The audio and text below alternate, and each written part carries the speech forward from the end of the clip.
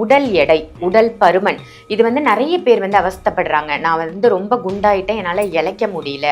வீட்டோட வாஸ்துக்கும் இந்த உடல் எடை, உடல் பருமனுக்கும் ஏதாவது சம்பந்தம் இருக்கா? அப்படி உடல் எடை இவங்க குறைக்கணும், நான் எக்ஸசைஸ்லாம் பண்றேன், எனக்கு குறையல அப்படின்னா ஏதாவது பானங்கள் மாதிரி இது இருக்கா? அவங்க இதை குடிச்சிட்டாக்க கொஞ்சம் உடல் எடை குறையும். உடல் எடை அப்படின்னு நம்ம எடுத்துக்கொள்ளும் பொழுது 2 வகையா நாம பிரிக்கலாமா? இப்ப உதாரணமா குரு பகவான் என்பவர் பாத்தீங்கன்னா கொழுப்புகளுக்கு உரிய அதிபதி. ராகு பகவான் அப்படின்னு எடுத்துக்கிட்டோம்னா நச்சுத்தன்மைகளுக்கு உரிய அதிபதியாக நாம என்ன பண்றோம்னா சொல்லுகிறோம். அவருடைய உடம்பினுடைய மார்பு பகுதியிலுமே வெயிட் இருக்காது, தொடை பகுதியிலும் வெயிட் இருக்காது. ஆனா வயிறு பகுதி மட்டும் என்ன இருக்கும்னா பெரிதாக வந்திருக்கும். இது ஆணுக்கும் சரி பெண்ணுக்கும் சரி பொருந்தும்.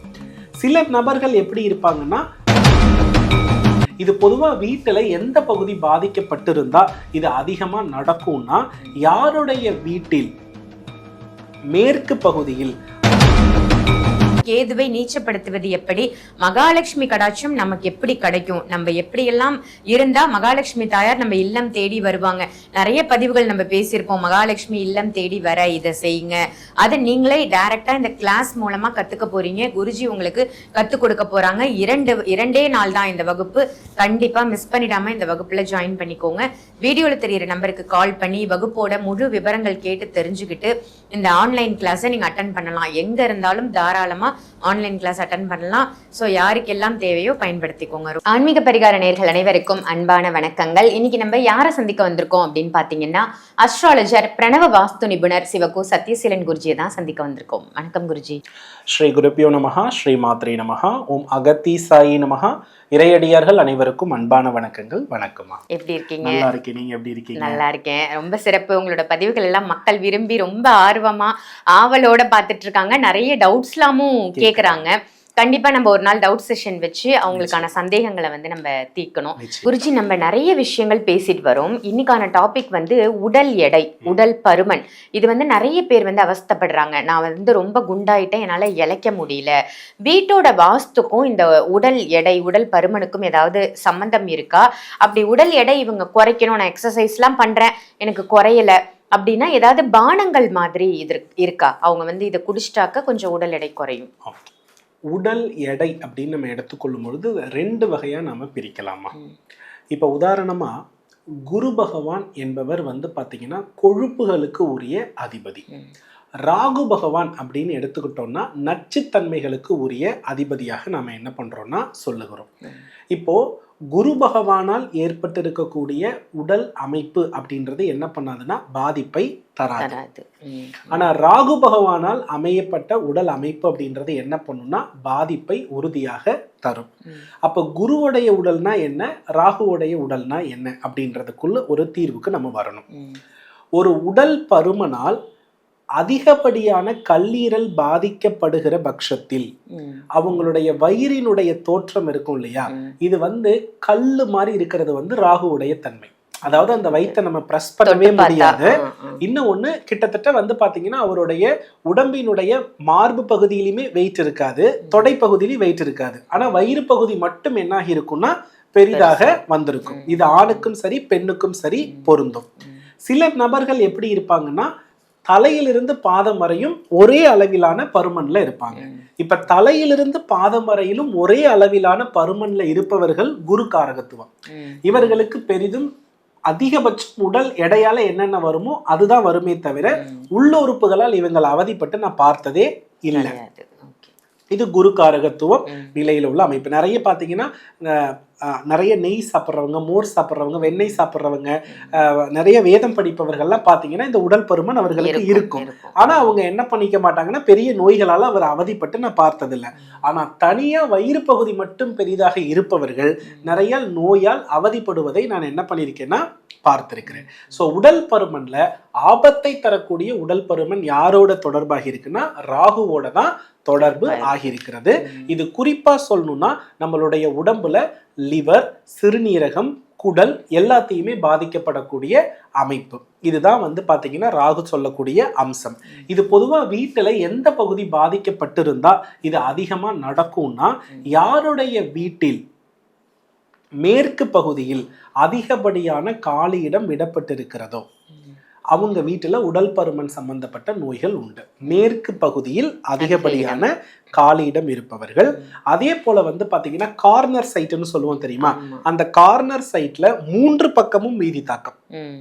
அதாவது ஒரு மனையில 3 பக்கமும் ரோடு இருக்கு, ஒரு பக்கம் மட்டும் இல்லாம இருக்குன்னா அவர்கள் வீட்டிலும் இந்த உடல் பருமன் சம்பந்தப்பட்ட உபாதைகள் இருக்கிறது. இப்போ இந்த உடம்புல சதை பகுதி இருக்கு இல்லையா, இதை குறிக்கிறது யார் அப்படின்னா இந்த இடத்துல நிலத்தத்துவம்னு சொல்றோம். அப்ப நிலத்தத்துவத்திற்குரிய இடம் எது அப்படின்னா வீட்டுடைய தென்மேற்கு பகுதி தான். அப்ப அந்த தென்மேற்கு பகுதி தான் நம்ம உடம்புல வந்து பாத்தீங்கன்னா கழிவு நீக்கங்கள் எல்லாமே செய்யறது. கழிவு நீக்கம் நடைபெறக்கூடிய டைம் வந்து இரவு நேரம். யார் வீட்டுல வந்து தென்மேற்கு வந்து உயர்த்தப்பட்டு அடைக்கப்பட்டு சிறப்பாக அமைந்திருக்கிறதோ அந்த வீட்டுல தூக்கம் நல்லா வரும். தென்மேற்கு மூடி இருக்கணும். யாரு வீட்டுல தென்மேற்கு திறந்து இருக்கிறதோ அந்த வீட்டுல தூக்கம் என்பது சரியாக வராது. சோ அப்ப தூக்கம் கெடுது அப்படின்னாலே தென்மேற்கு கெட்டு இருக்கின்றது மட்டும்தான் பொருள். அப்ப அந்த தென்மேற்கு பகுதியில நம்ம நல்ல ஒரு விஷயத்தை புரிஞ்சுக்கணும். எக்காரணத்தை முன்னிட்டும் தென்மேற்குல செப்டிக் டேங்க், டாய்லெட், அதே மாதிரி வந்து பாத்தீங்கன்னா ஜன்னல் பகுதிகள் வந்து பாத்தீங்கன்னா அந்த மூலையில ஒட்டி என்ன பண்ணக்கூடாதுன்னா வைக்க கூடாது. இப்படி இருக்க வீடுகளிலும் அந்த உடல் பருமன் அப்படின்றது குறையாமலேயே இருக்கிறது என்பது மட்டும்தான் உண்மை. பூர்வீகத்துல தென்மேற்கு பாதிக்கப்பட்ட இடத்தில் இருக்க குடும்பத்தினரும் இவ்வாறுதான் என்ன பண்ணப்படுகிறார்கள்னா பாதிக்கப்படுகிறார்கள். அப்ப தென்மேற்கு பாதித்தாலே லிவர், குடல், அதே போல வெரிகோஸ் வெயின் அப்படின்னு சொல்லக்கூடிய இந்த 3 நோய்களும் நிறைய வருகிறது. அப்ப தென்மேற்க சரி செஞ்சா மட்டும்தான் இதை நம்ம என்ன பண்ண முடியும்னா சரி செய்ய முடியும். இதோடைய உடல் பருமன் குறையணும்னாலே நிலபூதம் கெட்டா இரவு தூக்கம் கெட்டு போயிடுச்சுன்னு அர்த்தம். அப்போ இரவு தூக்கம் என்னைக்கு நன்றாக வருகிறதோ அன்னைக்கு உடல் பருமன் ஏற்படாது. இதுதான் உண்மை. உடல் பருமன்ல வயிறு பிரச்சனை இருப்பவர்கள் அத்தனை பேருமே நல்லா கவனிச்சு பாருங்க, இரவுல தாமதமாக தூங்குபவர்கள் மட்டும்தான். உடல் இளைக்க ஒரே வழி இரவு தூக்கம் மட்டுமே. இரவு தூக்கம் யாருக்கு இல்லையோ அவங்களுக்கு உடற்பருமன் இருக்கும். இதுதான் நமக்கு மருத்துவ ஜோதிடம் சொல்லக்கூடிய விஷயம். இரவு தூங்காமல் இருப்பவர்கள் ராகுத்தன்மையோடு இருப்பார்கள். நல்லா கவனிச்சு பார்த்தீங்கன்னா ராகுத்தன்மையில் இருக்கவங்க நைட்ல தான் கூல்ட்ரிங்க்ஸ் குடிச்சா பிடிக்கும், நைட்ல தான் பிரியாணி சாப்பிட்டா பிடிக்கும், நைட்ல தான் வந்து பாத்தீங்கன்னா பசிச்சுக்கிட்டே இருக்கும், சிப்ஸு பாக்கெட்டு உருளைக்கிழங்கு இவங்க கூடவே பயணிக்கும். இது எல்லாம் ராகுத்தன்மை பாதிக்கப்பட்டவர்கள். நைட் ஆனாதான் எனக்கு டீ காஃபி குடிக்க தோணுது, 1 மணிக்கு நான் எழுந்து போயிட்டு டீ காஃபி குடிச்சிட்டு வருவேன்னா அவங்க வீட்டுல நிலபூதம் அஃபெக்ட் ஆகியிருக்குன்றது அர்த்தம். இந்த அமைப்பு இருப்பவர்கள் திருமண வாழ்க்கைக்கு ஒத்துக்கொள்ள மாட்டார்கள். இவங்க திருமண வாழ்க்கையில சிறப்பா இருக்கவே முடியாது. அந்த வீட்டு பெண் கற்பொழுக்கம் கெட்டு தவறுதலான வழியில் செல்வதற்கான வாய்ப்பை இந்த வீட்டினுடைய அமைப்பு என்ன பண்ணிடுதுன்னா நிறைய ஏற்படுத்திடுது. அதனால தென்மேற்கு நிலபூதம் பேலன்ஸ்டா வச்சுட்டோம்னா நன்றாக இருக்கும். இதற்கு வழிபாடு இல்ல மருத்துவ ஜோதிடத்துல இதுக்கு ஏதாவது தீர்வு இருக்குன்னா கருஞ்சீரகம் தான் தீர்வு. கருஞ்சீரகத்தை சாப்பிடுறது எப்படி சாப்பிடணும்னா ஆக்சுவலி இந்த ஜங்க் ஃபுட்டு, ஸ்லீப்பு இதெல்லாம் சரி பண்ணிட்டு கருஞ்சீரக பொடி இருக்கு இல்லையா, அது அப்படி இல்லைன்னா கடுக்காய், இந்த கடுக்காய் பொடி அப்படி இல்லைன்னா திருப்பலாம். இது பொதுவாகவே அனைவருமே என்ன பண்ணலாம்னா சாப்பிடலாம். இரவு தூங்குறது வந்து 9 மணியா இருக்கணும். தூங்கும் பொழுது 1 ஸ்பூன் கடுக்காயோ இல்லைன்னா 1 பிஞ்ச் வந்து பாத்தீங்கன்னா கருஞ்சீரகமோ, அப்படி இல்லைன்னா திருப்பலா 1 ஸ்பூனும் இதை வந்து நெய்யில கலக்கி சாப்பிட்டா கண்டிப்பா தூக்கமும் நல்லா வரும், உடல் பருமனும் என்ன பண்ணும்னா குறையும். ஸோ தூக்கத்தை விட்டுட்டு நீங்க வந்து என்ன வைத்தியம் பண்ணாலும் உடல் பருமன்ல நீங்க தீர்வு பார்க்க முடியாது, பணத்துல மாற்றத்தை பார்க்க முடியாது. தூக்கம் கெட்டுச்சுன்னா லிவர் அவுட். குரு பகவானை நீங்க அதிர்ஷ்டத்தை கெடுத்துக்கணும்னா நைட்டு தூங்காம இருக்க போதும். எனக்கு வந்து பிரெயினே ஒர்க் பண்ணாம எனக்கு வந்து நான் கடுமையா உழைச்சிதான் வாழ்க்கையில வளருவேன், எனக்கு வந்து பிரெயினை யூஸ் பண்ணி வந்து எனக்கு வந்து பணம் வந்து நார்மலா வர வேண்டாம், ஏசி ரூம்ல உட்கார வேண்டாம்னா நைட்டு நீங்க தூங்காம இருந்தா போதும்.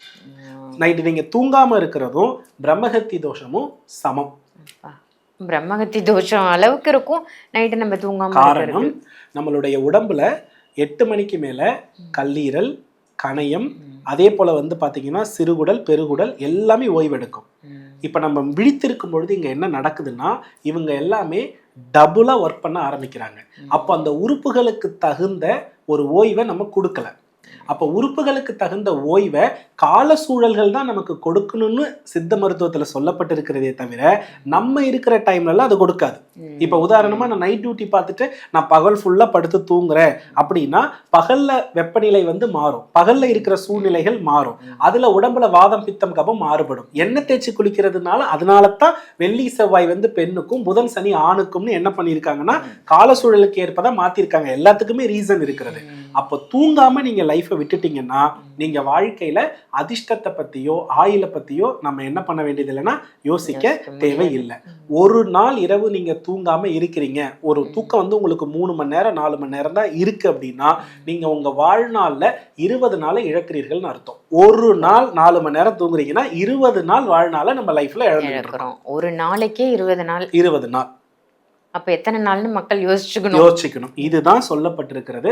அதனால தூக்கம் யாருக்கு இருக்குன்னா நிம்மதி இருக்கவங்களுக்கு தான் தூக்கம் வரும், மகிழ்ச்சி இருக்கவங்களுக்கு தான் தூக்கம் வரும், கடன் இல்லாதவங்களுக்கு தான் தூக்கம் வரும். அதனாலதான் கஷ்டப்பட்டு பழைய சாதம் சாப்பிட்டாலும் பரவாயில்ல, கடன் இல்லாம வாழணும். கடன் இருப்பவர்கள் கடனோடு வாழ்பவர்கள்.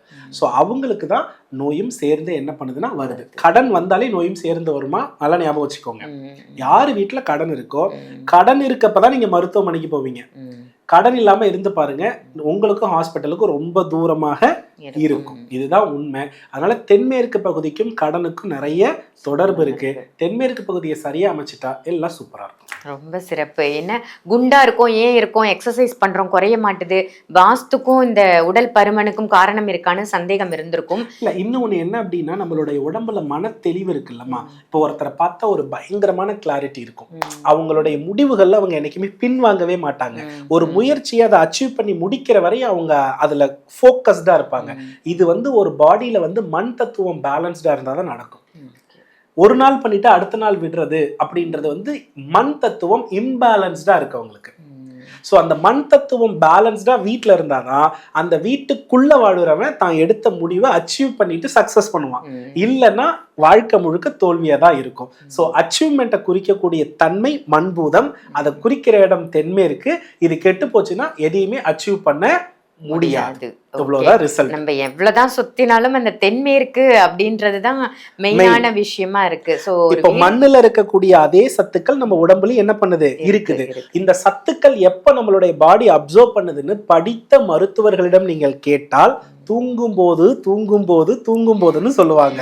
இந்த தூங்குறது கெட்டு போச்சுன்னா நீங்க காலையிலிருந்து மாலை வரையும் ஹெல்தியா சாப்பிட்டாலும் உங்க பாடி அதை என்ன பண்ணாது, அக்செப்ட் பண்ணாது. அப்ப இந்த இடத்துல என்ன நடக்கும்னா இதுக்கு பேரு தான் தாது இழப்புன்னு பெயர்.